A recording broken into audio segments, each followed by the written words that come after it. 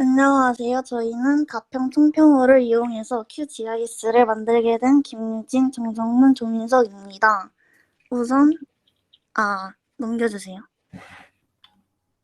작품을 만들게 된 배경과 목적은 코로나가 심해지기 전에도 가평에 빠지를 가보고 싶었는데 코로나가 심해지고 나서 더욱더 갈 수 없었기 때문에 코로나가 종식되고 나서 가평 빠지를 10배로 즐기기 위해서 가평 청평호 주변으로 알아보자라는 생각을 하게 되었습니다. 넘겨주세요. 처리 방법은 첫 번째로 가평 주위의 숙박시설 중 펜션만 출연해 볼 거고, 두 번째로 가평 근처 공원과 볼거리를 추려서 공원에서부터 제일 근처 숙박시설을 알아볼 것이고, 세 번째로 가평 근처 공원에서 제일 가까운 숙박시설인 것도 중요하지만 시설이 노후되어 있을 경우도 있기 때문에 공원에서 300m 이내에 있는 숙박시설을 알아볼 거고, 마지막으로 공원을 못 가게 되고 수상레저 근처에서 놀고 싶을 수도 있기 때문에 수상레저에서 100m 이내에 있는 숙박시설을 찾아내 보도록 하겠습니다. 넘겨주세요. 우선 가평 청평호 SC지도를 가져와서 B001 파일을 켜줘야 되는데 화질이 별로 좋지 않아서, 하지만 이게 가평 청평호 SC지도를 가져와서 켜준 모습입니다. 좌표기는 5186을 사용했고요. 첫 번째로 가평 주변에 있는 숙박시설 중 펜션만 알아보기 위해 표현식으로 객체 선택을 켜주고, 표현식으로 객체 선택에서 표현식을 입력해 줄 건데, 표현식은 용도는 숙박시설 앤드 주기 라이크 퍼센트 펜션이라고 적어줍니다. 숙박시설을 찾지만 숙박시설 안에서도 펜션을 찾겠다는 표현식입니다. 넘겨주세요. 그래서 표현식을 입력하면은 123개의 객체가 선택되었다는 것을 볼 수 있는데, 왼쪽 지도를 보면은 여러 가지 객체들 중에서 오른쪽 지도를 보면 숙박시설 중 펜션만 출연한 것을 눈에 확연히 볼 수 있었습니다. 넘겨주세요. 원래 숙박시설의 수는 162개였는데 펜션으로만 필터를 넣었기 때문에 123개인 모습을 볼 수 있습니다. 넘겨주세요. 이렇게 추려지기 전 지도를 보면 드문드문 노란색으로 123개의 객체가 선택되었다는 것을 볼 수 있습니다. 넘겨주세요. 이렇게 선택된 객체들을 내보내기, 다른 이름으로 저장해서 내보내기를 해줍니다. 넘겨주세요.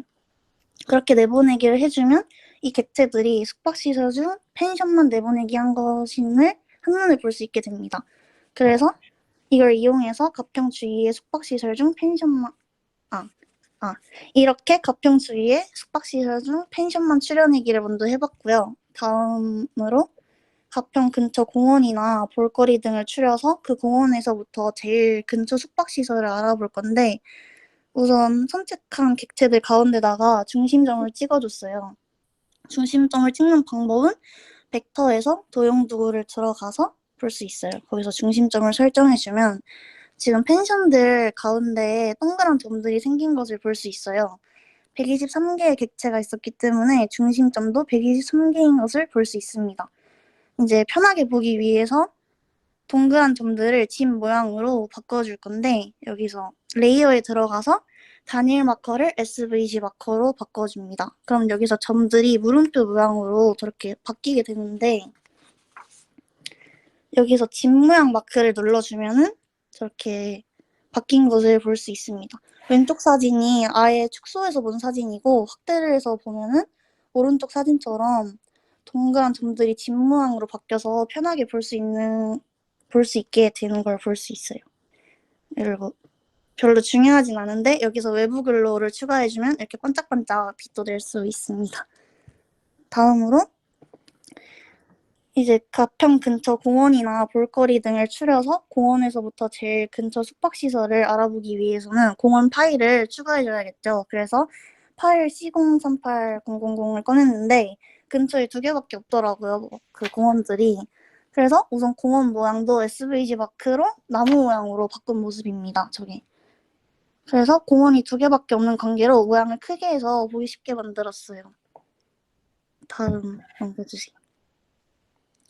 공원과 제일 가까운 숙박시설 사이 거리를 알아보기 위해서 최근 린 허브까지의 거리, 라인에서 허브까지를 해줍니다.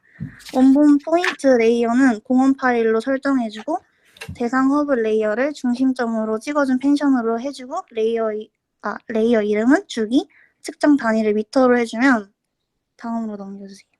이렇게 두 개가 뜬 것을 볼 수 있습니다.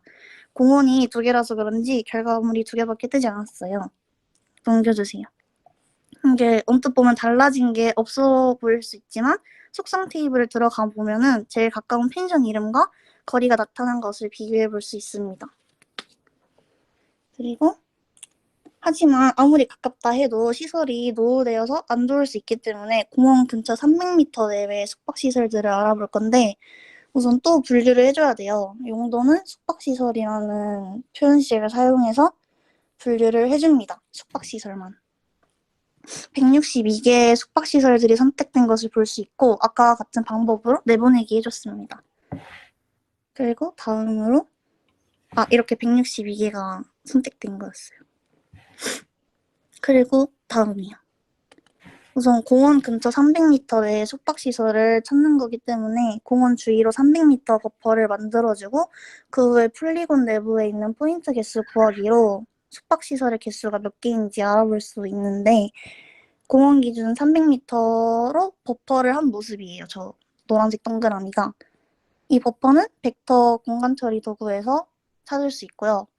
그 후에 벡터 분석 도구에서 폴리곤 내부에 있는 포인트 개수 구하기로 폴리곤은 공원에 300m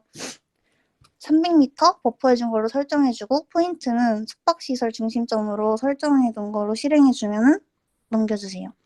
공원 근처 숙소 개수가 나타난 것을 볼 수 있어요. 갑자기 달라진 거 보이시죠? 그리고 마지막으로 공원을 안 가고 수상레저 근처에서 놀고 싶을 수도 있기 때문에 수상레저에서 100m 이내에 있는 숙박시설을 찾아내도록 해보겠습니다. 숙박시설은 이미 분류를 해줬으니까 수상레저에서부터 100m 거리에 있는 숙박시설을 찾기 위해서는 수상레저들의 객체만 또 걸러줘야 돼요. 그래서 아까와 같은 방법으로 수상레저의 객체들만 분류해준 모습이고 이번에는 수상레저 기준으로 근처 100m 내의 숙박시설을 찾는 거기 때문에 수상레저 주위로 100m 버퍼를 만들어 준 모습입니다. 저기.